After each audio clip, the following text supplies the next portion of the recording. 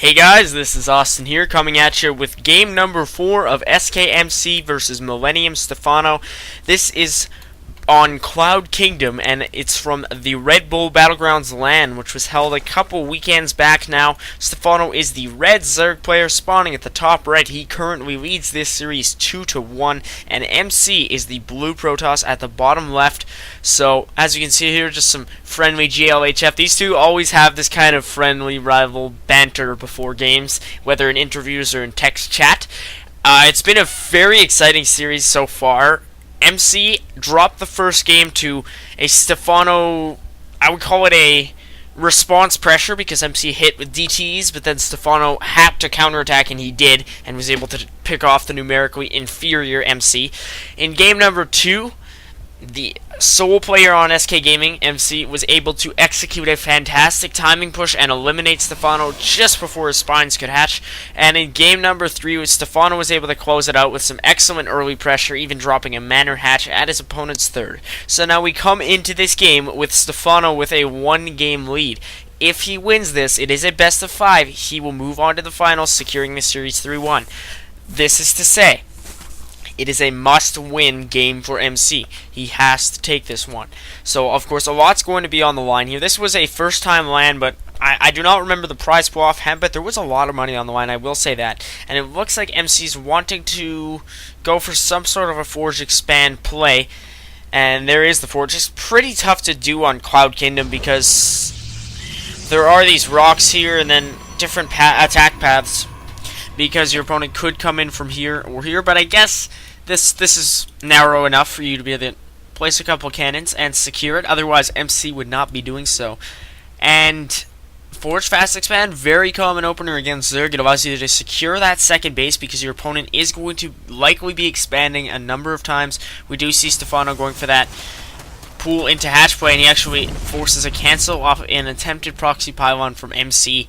And I actually am quite intrigued as to why he would place that there, because, I mean, it's obvious that Stephano would spot it, but I guess to deny some mining time with the drones, and he did only lose 25 minerals because it cost 100, cancelled, and received 75. So now the Overlord Scout here from Stephano going to be coming in from the curling around the side to scout for maybe a third, and just kind of see what attack path MC is going for before he can get any stalkers out. And this Overlord right here is going to see the Forge Fast Expand, and we'll have to get the heck out of there before these cannons land, or else Stephano will lose a valuable 8 population. So there is the hatch on the way, and just fairly expected openers from on both sides, but I think personally, since MC has to win this game, he's going to go for a 2-base 7-gate timing push, because MC is known for that build. Yes, I did get that from Wikipedia. He is extremely good at pulling it off. He popularized it, the 2-base 7-gate, and it's very strong against Zerg in the early game. Not sure if there's a robo in there. Possibly. I do not remember off by hand, but that would be pretty strong, because Protoss Robotics Facility, very, very strong early game against Zerg, which is funny because it can deal well with Protoss Tier 1 units, and it can deal well with the Terran Marauder. So it's pretty interesting how strong the Immortal is early game, but late game, unless you're playing against Terran Mech, not as good. Immortal Colossi, though, is extremely strong against Roach Hydra. You see that a lot from Protoss players. And then it ends up being somewhat of a micro battle because the Zerg techs up to Corruptors. We do now have this third from Stephano on the way, because he sees this Forge Fast Expand. He knows, as a Zerg player, he has to have that extra base, so he's going to go for it. If MC, though, is coming with that punishing two-base play, that could be pretty dangerous for Stephano to be securing this third. There is now the pylon landing, so we could probably expect a number of gateways around there, and so this Overlord Scout here just hanging around, and there's another one moving back over these mineral crystals.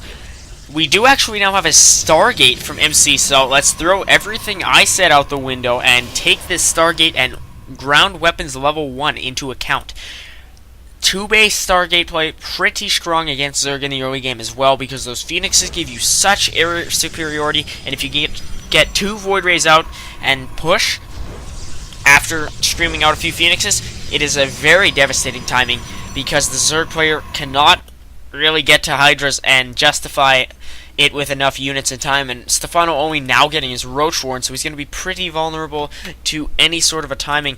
And he, again, as I said earlier, does have that 3 base. He cannot see this Stargate, so he's not going to know. MC smartly placing it right out of his opponent's vision, but he is rallying this Void Ray right near the Overlord Scout, so Stephano will be able to see that.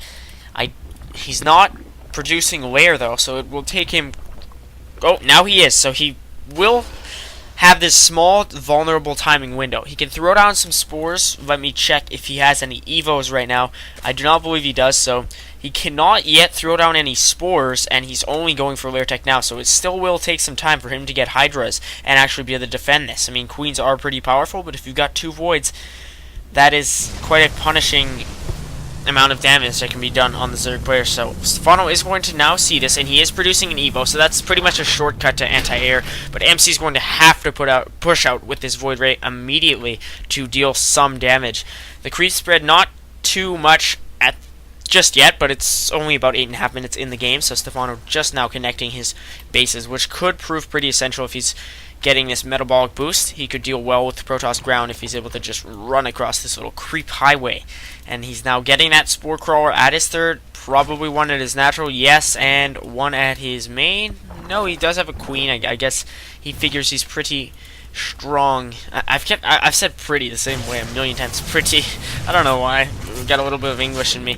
And MC's not going to suffer any permanent damage to his Void Ray. That is the benefit of being a Protoss player. We have shields.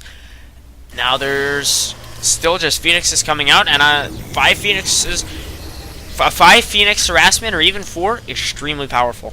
You can pick up a queen if it's causing any grief, and kapow, there it goes. But still, there is a significant amount of Spore Crawlers on the field that will deal pretty well with any sort of an air force. Now Stephano going to reposition his Spore Crawler, but there are these Lings and Roaches coming in. I don't think MC has very many ground units. He's invested extremely heavily in his air. He does have a pretty exceptional amount of sentries, so he will try to probably force field off these Roaches and deal with them. So now there's the Phoenixes picking 3 of the Roaches up, allowing the sentry tickle beams to quickly eliminate them. Also, very smart use of Graviton Beam there from MC, going to allow him to get a pretty strong numerical advantage in this mini engagement. There are the Roaches flooding in, trying to pick off these 2 photons, but again, they are going to be taken out with ease by MC, and he does even have 1 weapons. I may have touched upon that before, but 1 missile attack's coming from MC. So these Phoenixes just picking up Roach after Roach,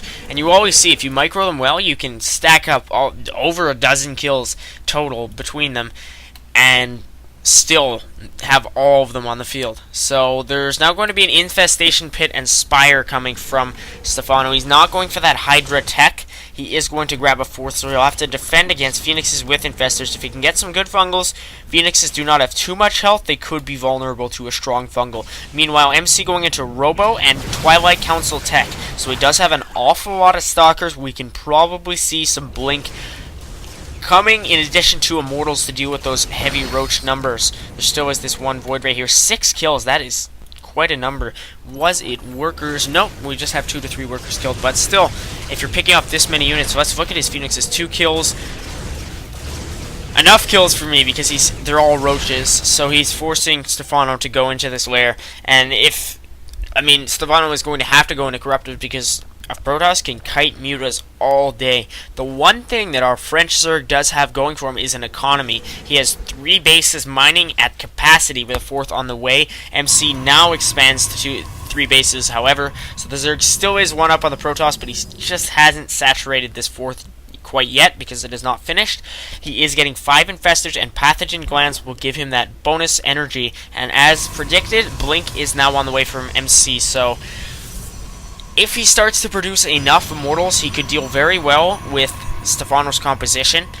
Maybe even Colossi could pack a punch against the Ling Infestor, but Stephano is going to flood across the map here. He has 1 Carapace on the way, in addition to 1 melee attacks. He even has his 1 air attacks, but I don't quite see any air units on the way. So here are these Phoenixes going to see this force on the way, and force field, likely force field, and pick off some lings, or just hold off using well-placed force field. So we do have a warp prism now, and weapons level 2, while our population is all the while very, very close. We have just a margin of maybe actually 3 population now from MC. So there's going to be the fungal here on the Void Ray. It had 11 kills, but I just think it's going to go down now. Yes, but that definitely justified its costs. There we go, even an observer fungal. So there are going to be 4 corruptors coming now, but not the greatest anymore. There are not too many phoenixes on the field. Just like I said, that 5 phoenix pressure,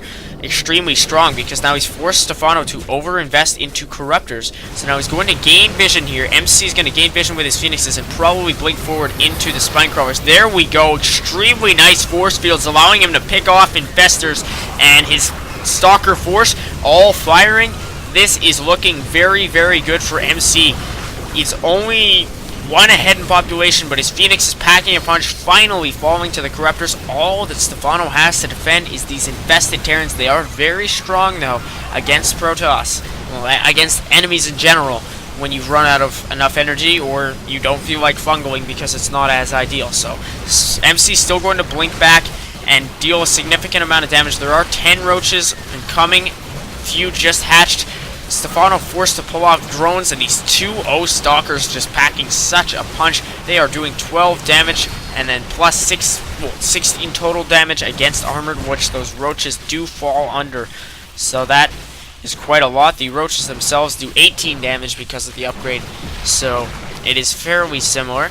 But stalkers now eliminating the 3rd base. The 4th has gone down, and it's not looking good for Stephano. MC's killed a total of 14 workers. He's used this blink to death. He's going to blink out these units, and a Warp Prism going to provide mobile reinforcements. I've always encouraged this for Protoss players, and just listen to that. You can just hear the pause and then the burst of Zerg units. So wow, look at that swarm from Stephano just flooding in here to try to deal with what MC has, but his fantastic blink micro should allow him to get out of this one. Stephano very, very close. This army count is extremely similar, but now the roaches dying 1 by 1 because MC is using fantastic blink micro to save the weakened units. Even though 2 Carapace is going to land, it just won't be enough. Stephano dropping the WP. Well played to his ally, to his enemy. What am I saying? Ally, to his Korean rival. And I will catch you guys in game number 5. This has been a quite exciting series. We've gone to a total of 5 games now. It will all come down to the next match. Hope you guys enjoyed. See y'all next time. Austin signing off.